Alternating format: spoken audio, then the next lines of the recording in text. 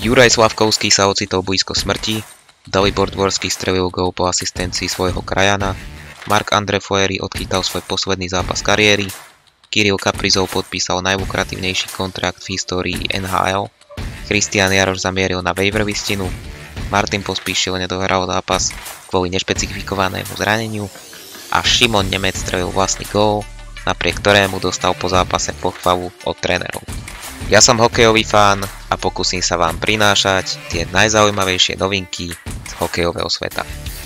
Juraj Slavkovský mal obrovské šťastie v nešťastí po tom, čo utrpel v závere septembra reznú ranu na tvári korčuľou v prípravnom zápase, pre ktorú musel počas hry používať ochranný košík.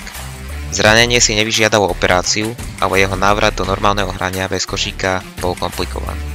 V prípravnom zápase Blues proti Blackhawks sa podarilo Daliborovi Dvorskému streliť gól, na ktorý mu dokonca nahrával jeho krajan Juraj Pekarčík. Marc-André Fleury ukončil svoju kariéru v drese Penguins v prípravnom zápase proti Blue Jackets.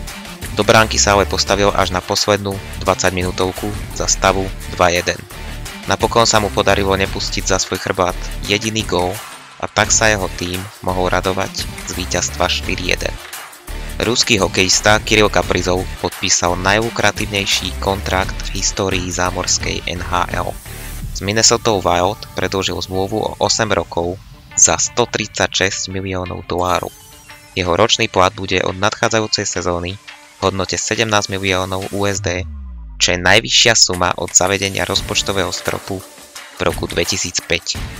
Po nedávnom podpísaní ročnej dvojcestnej zmluvy zamieril Christian Jaroš na waiver listinu nechránených hráčov, z ktorej po ňom nesiahol žiaden klub NHL, čo bude viesť k rozviazaniu kontraktu jeho novým krátkodobým zamestnávateľom Columbusu. Slovenský hokejista Martin Pospíšil nedohral prípravný zápas, v ktorom jeho Calgary podľahlo doma Vancouveru vysoko 1-8. Dôvodom bolo bližšie nešpecifikované zranenie. Šimon Nemec si v prípravnom zápase proti Rangers smolne strelil vlastný gól po tom, čo pred vlastnou bránou trafil do nohy svojho súpera Adama Ekstrema. Na jeho šťastie sa jednalo o jediný gól súpera v zápase. Aj napriek tomuto incidentu však dostal po zápase pochvalu od trénerov. V zápase si totiž okrem vlastného gólu pripísal aj bod v podobe asistencie. Touto informáciou sa dostávame na koniec tohto videa, ktoré pevne dúfam, že sa vám páčilo.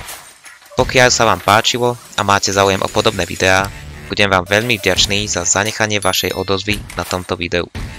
Ako príklad môžem použiť odoberanie môjho kanálu, ktoré vás nič nestojí a mňa bude motivovať k tvorbe podobných hokejových videí. Týmto sa s vami pre toto video lúčim a budem sa na vás tešiť zase na budúce.